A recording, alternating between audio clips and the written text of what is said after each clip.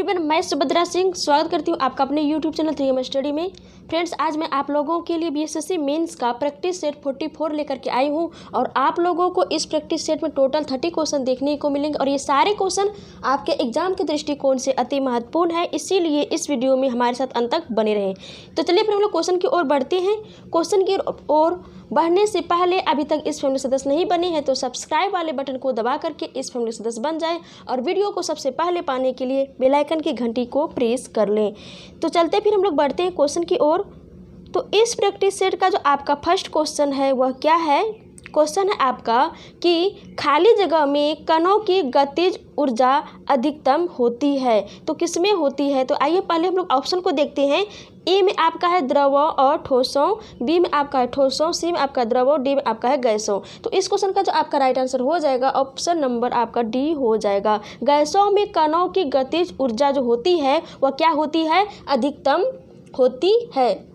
Okay, और आइए हम लोग यहाँ पे गैसों की चर्चा किए हैं तो और कुछ जान लेते हैं गैसों के बारे में। तो गैसों के अणुओं के बीच जो आकर्षण बल होता है वह क्या होता है? बहुत ही कमज़ोर होता है। और ठोस के अणुओं के बीच जो आकर्षण बल होता है वह क्या होता है? बहुत अधिक होती है या मजबूत होती है। और द्रवों के बीच आकर्षण बल जो होता है वह ठोसों से कम और गैसों से अधिक होता है। तो इनको भी जो है आप लोग माइंड में रखेंगे। क्लियर? अब बढ़ते हैं आपके अगले क्वेश्चन की ओर। क्वेश्चन नंबर आपका 2 में है कि निम्न में से किन तरंगों में संपीड़न और विरलन प्रतिक्रिया शामिल है? तो आइए पहले ऑप्शन को देखते हैं। ए में आपका है अनुदैर्ध्य तरंग, बी में आपका है प्रकाश तरंग, सी में आपका है विद्युत चुंबकीय तरंग, डी में आपका है अनुप्रस्थ तरंग। तो इस क्वेश्चन का जो आपका करेक्ट आंसर हो जाएगा वह क्या होगा? ऑप्शन नंबर आपका ए हो जाएगा, अनुदैर्ध्य तरंग। ओके, अनुदैर्ध्य तरंग में जो होता है संपीड़न और विरलन प्रतिक्रिया शामिल होती है। यहाँ पे हम लोग कौन से तरंग की बात किए? अनुदैर्ध्य तरंग की बात की। तो आइए जान लेते हैं कि अनुदैर्ध्य तरंग क्या होता है। तो अनुदैर्ध्य तरंग क्या होता है उसके बारे में जानते हैं। जब किसी माध्यम में तरंग गति की दिशा माध्यम के कणों की कंपन करने की दिशा के अनुदिश या समांतर होती है तो ऐसी तरंगों को हम लोग किस तरंग के नाम से जानते हैं? अनुदैर्ध्य तरंग के नाम से जानते हैं। और अनुदैर्ध्य तरंगें जो होते हैं सभी माध्यमों में यह उत्पन्न की जा सकती है, जैसे कि ठोस, द्रव एवं गैस। इन तीनों माध्यमों में जो है अनुदैर्ध्य तरंगों को उत्पन्न की जा सकती है। ओके, और आइए और कुछ जान लेते हैं। जब ये तरंग संपीड़न वाले स्थान पर संचारित होती है तो माध्यम का दाब एवं घनत्व अधिक होता है, जबकि विरलन वाले स्थान पर माध्यम का दाब एवं घनत्व क्या होता है? कम होता है। आइए कुछ अनुदैर्ध्य तरंगों के उदाहरण के बारे में जान लेते हैं, जैसे कि आपका वायु में उत्पन्न तरंगे, भूकंप तरंगे, स्प्रिंग में उत्पन्न तरंगे, ये सभी जो होते हैं ये अनुदैर्ध्य तरंगों के उदाहरण हैं। और एक होता है अनुप्रस्थ तरंग। अनुप्रस्थ तरंग जो होता है यह श्रृंग एवं गर्त के रूप में संचरित होता है, तो इसको भी जो आप लोग माइंड में रखेंगे। ओके, अब बढ़ते हैं आपके अगले क्वेश्चन की ओर। क्वेश्चन नंबर आपका 3 में है कि नेट्रियम, क्या नेट्रियम निम्न में से किसका लैटिन नाम है? तो यह जो है किसका लैटिन नाम है? यह सोडियम का लैटिन नाम है। तो इस क्वेश्चन का जो आपका करेक्ट आंसर हो जाएगा ऑप्शन नंबर बी हो जाएगा, सोडियम। और सोडियम का जो निष्कर्षण होता है वह किसके द्वारा होता है? कौन से विधि द्वारा तैयार किया जाता है? तो सोडियम का निष्कर्षण कास्टनर विधि और डाउन विधि से तैयार किया जाता है। और सोडियम धातु को चाकू से आसानी से क्या किया जा सकता है? काटा जा सकता है। और इसका जो आपेक्षिक घनत्व होता है कितना होता है? 0.97 होता है। ओके, और सोडियम का जो घनत्व होता है पानी से कम होता है। और सोडियम तीव्र गति से जल से अभिक्रिया कर सोडियम हाइड्रोक्साइड का निर्माण करता है और सोडियम धातु बेंजीन तथा ईथर में विलय होता है। तो ये सारे पॉइंट जो है आप सोडियम के बारे में माइंड में रख लेंगे, क्योंकि सोडियम से रिलेटेड जो है इस तरह के क्वेश्चन एग्जाम में आते हैं। ओके, अब बढ़ते हैं आपके अगले क्वेश्चन की ओर। क्वेश्चन नंबर आपका 4 में है कि निम्न में से कौन सी तापमान की इकाई है? तो वो कौन सा जो है तापमान की इकाई है आपके ऑप्शन के अकॉर्डिंग? तो ऑप्शन नंबर आपका डी जो है केल्विन या तापमान की इकाई है। क्लियर? अब बढ़ते हैं आपके अगले क्वेश्चन की ओर। क्वेश्चन नंबर आपका 5 में है, क्या है देखते हैं। क्वेश्चन है आपका कि युस्टोकी नलिका, कौन सा नलिका? युस्टोकी नलिका मानव शरीर के किस भाग में स्थित होती है? तो यह कौन से भाग में स्थित होती है? आइए पहले ऑप्शन को देखते हैं। ए में आपका नाक, बी में है कान, सी में आँख और डी में है गला। तो इस क्वेश्चन का जो आपका करेक्ट आंसर हो जाएगा ऑप्शन नंबर आपका बी हो जाएगा कान। कान में जो होता है वह ईयोस्टोकी नलिका होती है। ओके, और शरीर की सबसे छोटी हड्डी जो होती है स्टेपीज, वह कहाँ पे होती है? तो कान में ही होती है। और शरीर की सबसे बड़ी हड्डी फीमर जो कि जांघ में होती है। क्लियर। अब बढ़ते हैं आपके अगले क्वेश्चन की ओर। क्वेश्चन नंबर आपका 6 में है कि ककोलत, कौन सा? ककोलत जलप्रपात बिहार के किस जिले में सिचुएटेड है? तो यह जो है कौन से जिले में सिचुएटेड है? तो यह जो है नवादा जिले में सिचुएटेड है। तो इस क्वेश्चन का जो आपका करेक्ट आंसर हो जाएगा ऑप्शन नंबर आपका डी हो जाएगा। ओके, और सी में आपका है मुंगेर। तो मुंगेर में जो है भीम बांध है। कौन सा बांध? भीम बांध जो आपका सिचुएटेड है वह मुंगेर में ही है। और पटना, ए में है पटना। पटना में जो है संजय गांधी जैविक उद्यान कहाँ पे है? पटना में है। क्लियर। अब बढ़ते हैं आपके अगले क्वेश्चन की ओर। क्वेश्चन नंबर आपका 7 में है कि 2011 की जनगणना के अनुसार बिहार के किस जिले की जनसंख्या का घनत्व सर्वाधिक है? तो आइए पहले ऑप्शन को देखते हैं। ए में आपका वैशाली, बी में आपका शिवहर, सी में आपका है सिवान, डी में आपका है दरभंगा। तो इस क्वेश्चन का जो आपका करेक्ट आंसर हो जाएगा ऑप्शन नंबर आपका बी हो जाएगा सिवान में। सिवान में जो है पर किलोमीटर कहा जाए या 1 किलोमीटर में जो है 1880 व्यक्ति यहाँ पे निवास करते हैं शिवहर में। ओके, तो ये क्लियर हो गया ये क्वेश्चन। और सबसे कम जनसंख्या घनत्व कौन सा जिले में है? तो वह कैमूर जिला में है। तो यह भी पॉइंट जो है आप लोग माइंड में रखेंगे। और वैशाली जो है यह यहाँ पे जो है सबसे पुराना गणतंत्र की जो स्थापना हुई थी पूरे विश्व में कहाँ पे हुई थी? तो यह वैशाली में ही हुई थी। तो यह भी पॉइंट जो है आप लोग माइंड में रखेंगे। और यह जो है लिच्छवी की राजधानी वैशाली थी। और लिच्छवी क्या था? तो लिच्छवी जो था भारत जो थे 16 जनपदों में विभाजित थे। तो 3 जनपद जो कहाँ थे? तो बिहार में। और इन तीनों बिहार में जो 3 जनपद थे कौन कौन सा? आपका अंग हो गया, उसके बाद लिच्छवी और एक हो गया आपका मगध। तो लिच्छवी का जो राजधानी था कहाँ पे था? वैशाली में। और आपका अंग का हो गया चंपा में राजधानी इसका।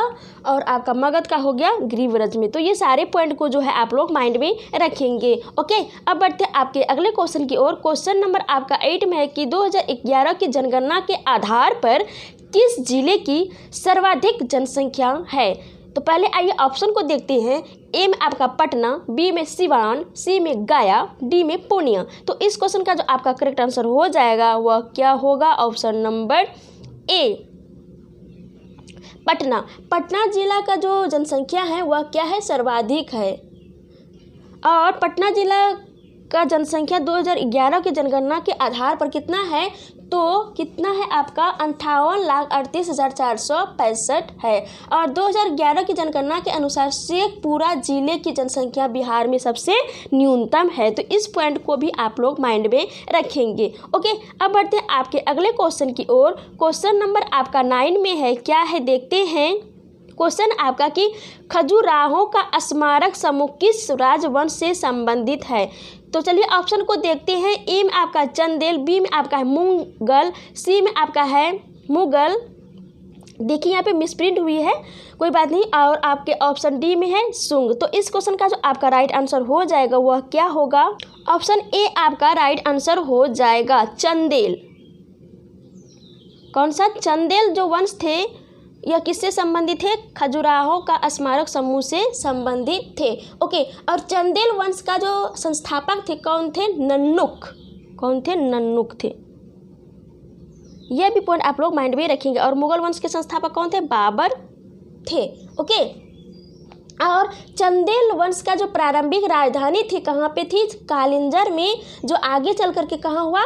खजुराहो बना। तो यह बहुत ही इंपॉर्टेंट पॉइंट बन जाता है कि चंदेल वंश की प्रारंभिक राजधानी कहाँ थी? तो कालिंजर में। यह बहुत ही इंपॉर्टेंट पॉइंट हो जाता है आपके एग्जाम के पॉइंट ऑफ व्यू से, क्योंकि कई बार जो है यह क्वेश्चन आ चुका है आपके एग्जाम में। और खजुराहो में अनेक मंदिर बनाया गया जिसमें कि कंदारिया महादेव मंदिर और चतुर्भुज मंदिर बहुत ही प्रसिद्ध है। क्लियर। अब बढ़ते आपके अगले क्वेश्चन की ओर। क्वेश्चन नंबर आपका 10 में है कि राउरी क्या है क्वेश्चन कि रावरी भारद्वाज को किस भाषा क्षेत्र में काम करने के लिए ज्ञानपीठ पुरस्कार मिला था। तो चलिए पहले हम लोग ऑप्शन को की ओर बढ़ते हैं। ए में आपका गुजराती, बी में है मराठी, सी में है हिंदी, डी में है तेलुगु। तो इस क्वेश्चन का जो आपका करेक्ट आंसर हो जाएगा ऑप्शन नंबर आपका डी हो जाएगा, तेलुगु भाषा में दिया गया था। ओके, अब बढ़ते हैं आपके अगले क्वेश्चन की ओर। क्वेश्चन नंबर आपका 11 में है कि RNA का प्राथमिक कार्य होता है। तो RNA का जो प्राथमिक कार्य होता है वह क्या होता है, प्रोटीन का संश्लेषण करना होता है। तो इस क्वेश्चन का आपका करेक्ट आंसर हो जाएगा ऑप्शन नंबर बी, प्रोटीन का संश्लेषण करना। और RNA का जो फुल फॉर्म होता है वह क्या होता है, राइबोन्यूक्लिक एसिड होता है। और RNA जो होता है वह 3 तरह के होते हैं। कौन कौन सा, आपका tRNA, उसके बाद एक होता है rRNA और एक होता है आपका mRNA। ओके, तो tRNA हो गया आपका ट्रांसफर RNA, rRNA मतलब हुआ आपका राइबोसोमल RNA और mRNA हो गया आपका मैसेंजर RNA। तो इनको भी जो आप लोग माइंड में रखेंगे। ओके, अब बढ़ते हैं आपके अगले क्वेश्चन की ओर। क्वेश्चन नंबर आपका 12 में है कि क्या है, देखते हैं। क्वेश्चन है आपका कि उच्च सांद्रता के क्षेत्र से उसकी कम सांद्रता वाले क्षेत्र की तरफ एक कोशिका झिल्ली के माध्यम से होने वाले अणुओं के संचलन को खाली जगह कहते हैं। तो उसको हम लोग क्या कहते हैं, उसको हम लोग सक्रिय आवागमन कहते हैं। तो इस क्वेश्चन का जो आपका करेक्ट आंसर हो जाएगा ऑप्शन नंबर आपका सी हो जाएगा। ओके, अब बढ़ते हैं आपके अगले क्वेश्चन की ओर। क्वेश्चन नंबर आपका 13 में है, क्या है देखते हैं। क्वेश्चन है आपका कि जीवाणुओं के वर्गीकरण के अध्ययन को खाली जगह कहा जाता है। तो जीवाणुओं के वर्गीकरण के अध्ययन को हम लोग किस नाम से जानते हैं, टैक्सोनॉमी। तो इस क्वेश्चन का आपका राइट आंसर हो जाएगा ऑप्शन नंबर सी, टैक्सोनॉमी। और कैरोलस लिनियस को जो है टैक्सोनॉमी का पिता कहा जाता है। तो ये भी पॉइंट जो है आप लोग माइंड में रखेंगे। ओके, अब बढ़ते हैं आपके अगले क्वेश्चन की ओर। क्वेश्चन नंबर आपका 14 में है कि निम्नलिखित तत्वों में से किसका सबसे कम गलनांक है। तो आपके 4 ऑप्शन यहाँ पे मौजूद हैं। तो चारों ऑप्शन में से जो किसका गलनांक सबसे कम होता है, तो आइए यहाँ पे देखते हैं। ए में है आयोडीन, बी में है लेड, सी में है टीन, डी में है मरकरी। तो इस क्वेश्चन का जो आपका करेक्ट आंसर हो जाएगा ऑप्शन नंबर डी हो जाएगा, मरकरी, जिसको कि हम लोग पारा के नाम से भी जानते हैं। इसका जो गलनांक होता है सबसे कम होता है।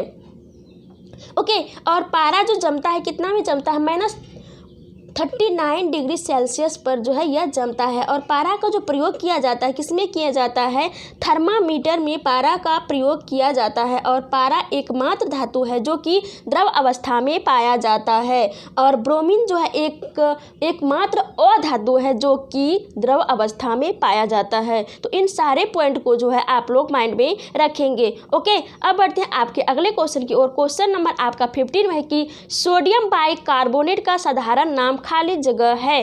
तो सोडियम बाइकार्बोनेट का साधारण नाम क्या होता है, आइए पहले ऑप्शन को देखते हैं। ए में है बेकिंग सोडा, बी में है बोरेक्स, सी में है ब्लीचिंग और उसके बाद डी में है एप्सम सॉल्ट। तो इस क्वेश्चन का जो आपका करेक्ट आंसर हो जाएगा ऑप्शन नंबर आपका ए हो जाएगा, बेकिंग सोडा। और इसका रासायनिक नाम की बात करें तो रासायनिक नाम इसका क्या होता है, रासायनिक सूत्र NaHCO3 जो है इसका रासायनिक सूत्र होता है।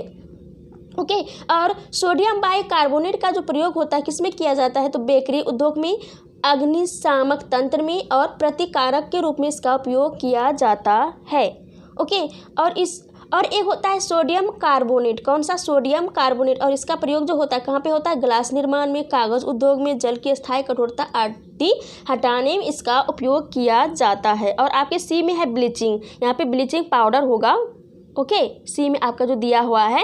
तो ब्लीचिंग पाउडर का जो प्रयोग किया जाता है किसमें किसमें किया जाता है, तो कीटाणुनाशक में, कागज तथा कपड़ों के विरंजक में, क्लोरोफॉर्म के उत्पादन आदि में किया जाता है। ओके, तो इन सारे पॉइंट को जो है आप लोग माइंड में रखेंगे। अब बढ़ते हैं आपके अगले क्वेश्चन की ओर। क्वेश्चन नंबर आपका 16 में कि गणेश महोत्सव कौन सा महोत्सव? गणेश महोत्सव का प्रारंभ किसने किया था? तो किसने किया था? लोकमान्य बाल गंगाधर तिलक ने किया था। तो इस क्वेश्चन का आपका राइट आंसर हो जाएगा ऑप्शन नंबर बी। क्लियर। और गणेश महोत्सव की जो शुरुआत हुई थी कब हुई थी? 1893 ईस्वी में हुई थी।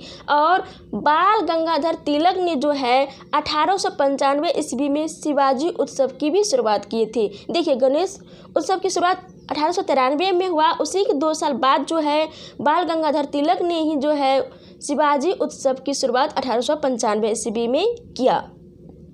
क्लियर। और आपके ए में है महात्मा गांधी। तो महात्मा गांधी ने जो है बहुत ही इम्पोर्टेंट बुक लिखे हैं, डिस्कवरी ऑफ इंडिया, जो कि आपके एग्जाम के पॉइंट ऑफ व्यू से बहुत ही इम्पोर्टेंट है।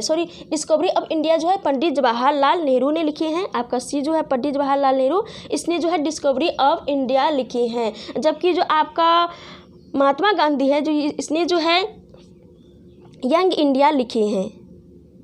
ओके, तो इन सारे पॉइंट को जो है आप लोग माइंड में रखेंगे। अब बढ़ते हैं आपके अगले क्वेश्चन की ओर। क्वेश्चन नंबर आपका 17 में है कि भारत के पूर्वी और पश्चिमी तटों में पाई जाने वाली मिट्टी खाली जगह है।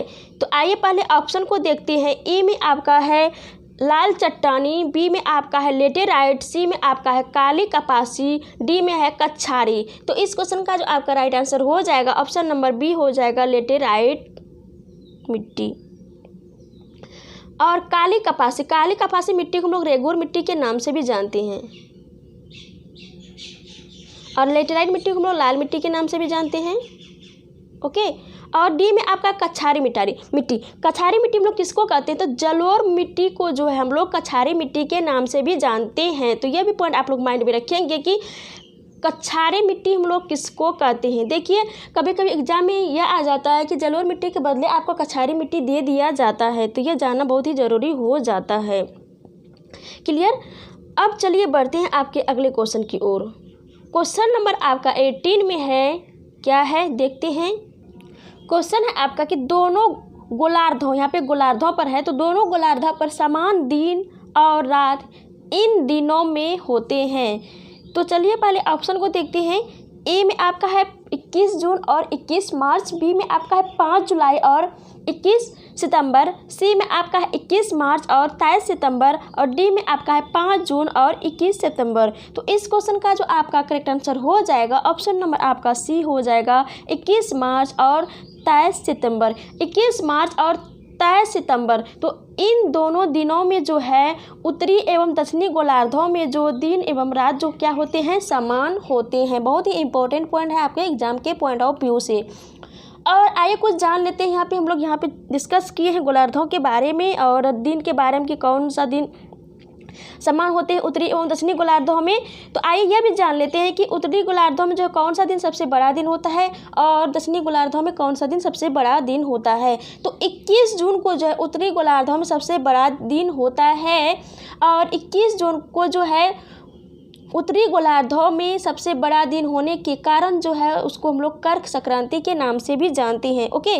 और 22 दिसंबर को दक्षिणी गोलार्धों में सबसे बड़ा दिन होता है, इसीलिए इसको जो हम लोग मकर संक्रांति के नाम से जानते हैं। और 22 सितंबर को हम लोग शरद विषुव तथा 21 मार्च को हम लोग वसंत विषुव के नाम से भी जानते हैं। तो इसको भी जो है आप लोग माइंड में रख लेंगे। ओके। अब बढ़ते हैं आपके अगले क्वेश्चन की ओर। क्वेश्चन नंबर आपका 19 में कि प्राग किस देश की राजधानी है। तो चलिए पहले ऑप्शन को देखते हैं। ए में आपका सऊदी अरेबिया, बी में आपका है उत्तर कोरिया, सी में आपका चेक गणराज्य, डी में आपका है त्रिनिदाद और टोबैको। तो इस क्वेश्चन का जो आपका करेक्ट आंसर हो जाएगा ऑप्शन नंबर आपका हो जाएगा सी चेक गणराज्य। चेक गणराज्य का जो कैपिटल है वह कहाँ पे है, प्राग में है। और ए में आपका है सऊदी अरब। तो सऊदी अरब का जो कैपिटल है कहाँ पे है, रियाद में है, और इसका करेंसी क्या है, रियाल। सऊदी अरब का कैपिटल रियाद और करेंसी रियाल। और उत्तर कोरिया का जो कैपिटल कहाँ पे है, पियोंग में, और इसका करेंसी क्या है, वॉन। और दक्षिण कोरिया का कैपिटल कहाँ पे है, सियोल, इसका भी करेंसी क्या है, वॉन ही है। और त्रिनिदाद और टोबैको की जो राजधानी है कहाँ पे है, पोर्ट ऑफ स्पेन में है। तो इनको भी जो आप लोग माइंड में रखेंगे। और यहाँ चेक गणराज्य का यहाँ पे लोग कैपिटल को जाने, तो आप लोग जो है कमेंट बॉक्स में कमेंट करके ज़रूर बताएं कि चेक गणराज्य का जो करेंसी है वह क्या है। ओके, अब बढ़ते हैं आपके अगले क्वेश्चन की ओर। क्वेश्चन नंबर आपका 20 में है कि शाहजहां ने ताजमहल का निर्माण किसके लिए किया था। तो किसके लिए किया था? मुमताज महल के लिए। तो इस क्वेश्चन का आपका करेक्ट आंसर हो जाएगा option number D, Mumtaz Mahal. और मुमताज महल का और एक नाम था, क्या नाम था? तो अर्जुमंद बानो बेगम था। इसका नाम क्या नाम था? अर्जुमंद बानो बेगम था।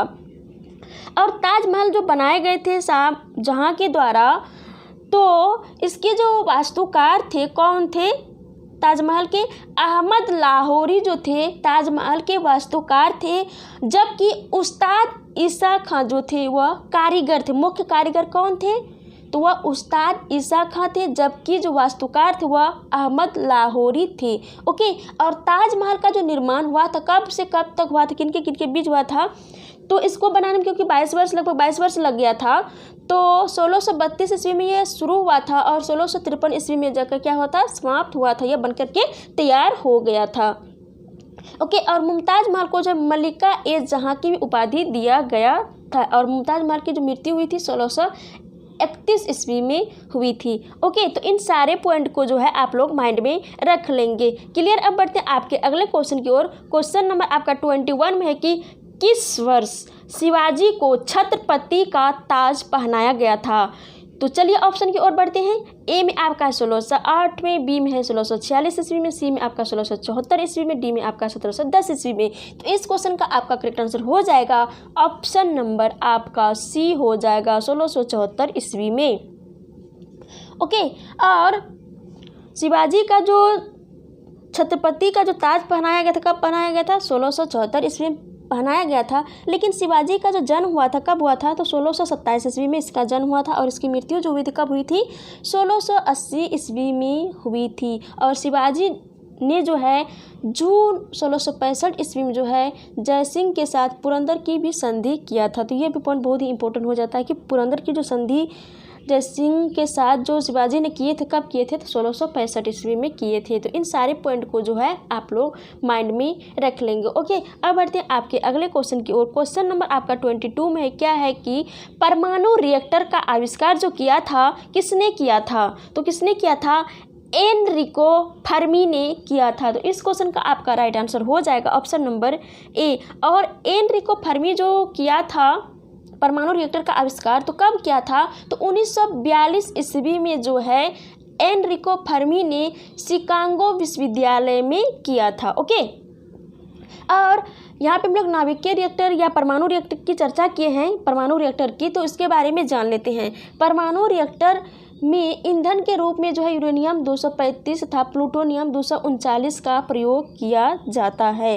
और रिएक्टर में जो है भारी जल तथा ग्रेफाइट का प्रयोग किया जाता है, मंदक के रूप में किया जाता है भारी जल एवं ग्रेफाइट का उपयोग। और मंदक का प्रयोग जो है न्यूट्रॉनों की गति को धीमा करने के लिए किया जाता है। और कैडमियम तथा बोरोन का छड़ का प्रयोग किया जाता है रिएक्टर में, किसके लिए? नियंत्रक छड़ के रूप में किया जाता है। तो इन सारे पॉइंट को जो है आप लोग माइंड में रखेंगे। ओके, अब बढ़ते हैं आपके अगले क्वेश्चन की ओर। क्वेश्चन नंबर आपका 23 में है कि अब केंद्रित त्वरण तथा स्पर्श रेखा त्वरण के बीच का कोण कितना होता है? तो कितना होता है? 90 डिग्री का होता है। तो इस क्वेश्चन का आपका करेक्ट आंसर हो जाएगा option number A 90 degree.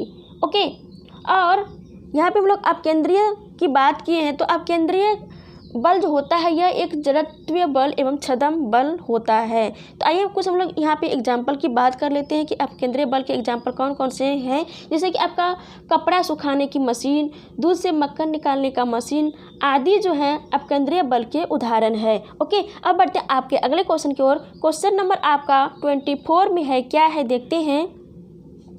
Question number आपका 24 में है कि रेक्टिफायर्स खाली जगह परिवर्तित करते हैं। तो रेक्टिफायर्स क्या परिवर्तित करते हैं? रेक्टिफायर्स जो है आपका एसी को डीसी में परिवर्तित करते हैं। तो इस क्वेश्चन का आपका करेक्ट आंसर हो जाएगा ऑप्शन नंबर सी। और रेक्टिफायर्स को जो हम लोग और दूसरे नाम से जानते हैं, किस नाम से? रिजुकारी नाम से जानते हैं। देखिए आपका एग्जाम में इस तरह से घुमा क्वेश्चन आ सकता है। इसका जो इंग्लिश वर्ड है रेक्टिफायर, हिंदी वर्ड आपको दे देंगे, हिंदी नाम, और पूछेंगे कि रिजुकारी खाली जगह परिवर्तित करते हैं। तो इसको भी जानना बहुत ही ज़रूरी हो जाता है कि रेक्टिफायर्स का जो हिंदी होता है वह क्या होता है, वह रिजुकारी होता है। ओके, और डायोड बल्ब को जो है रिजुकारी के रूप में प्रयुक्त किया जाता है। और डायोड बल्ब का जो आविष्कार हुआ था कब हुआ था, 1904 ईस्वी में हुआ था। और किसने किया था, फ्लेमिंग ने किया था। तो इन सारे पॉइंट को जो है आप लोग माइंड में रख लेंगे। ओके, और एक ट्रांसफार्मर होता है। कौन सा, ट्रांसफार्मर का क्या कार्य होता है, तो उसका कार्य होता है एसी को निम्न एसी में तथा निम्न एसी को उच्च एसी में परिवर्तित करना जो है इसका कार्य होता है। ओके, अब बढ़ते हैं आपके अगले क्वेश्चन की ओर। क्वेश्चन नंबर आपका 25 में है कि राष्ट्रवादी कांग्रेस पार्टी की स्थापना कब किया गया था।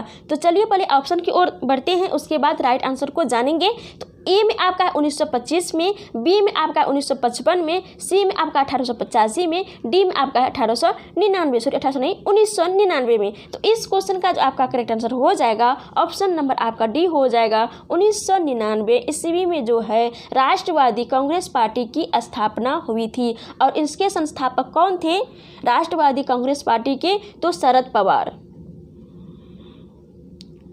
देखिए यहाँ पे हम लोग राष्ट्रवादी कांग्रेस पार्टी की बात कर रहे हैं, न कि भारतीय राष्ट्रीय कांग्रेस की। राष्ट्रवादी कांग्रेस पार्टी अलग है और भारतीय राष्ट्रीय कांग्रेस पार्टी अलग है। भारतीय राष्ट्रीय कांग्रेस पार्टी जो है ये बहुत ही पुराना है और इसकी जो स्थापना भारतीय राष्ट्रीय कांग्रेस पार्टी की जो स्थापना हुई थी कब हुई थी, 1885 ईस्वी में हुई थी। और किसने किया था, A.O. ह्यूम ने किया था। ओके, अब बढ़ते हैं आपके अगले क्वेश्चन की ओर। क्वेश्चन नंबर आपका 26 में कि हॉफमैन कप किससे संबंधित है। तो चलिए पहले ऑप्शन को देखते हैं। ए में आपका बैडमिंटन, बी में है लॉन टेनिस, सी में है क्रिकेट, डी में है हॉकी। तो इस क्वेश्चन का आपका करेक्ट आंसर हो जाएगा ऑप्शन नंबर आपका बी हो जाएगा, लॉन टेनिस। ओके, और बैडमिंटन, ए में है बैडमिंटन, तो नारंग कप जो होता है, नारंग कप यह जो बैडमिंटन से संबंधित होता है।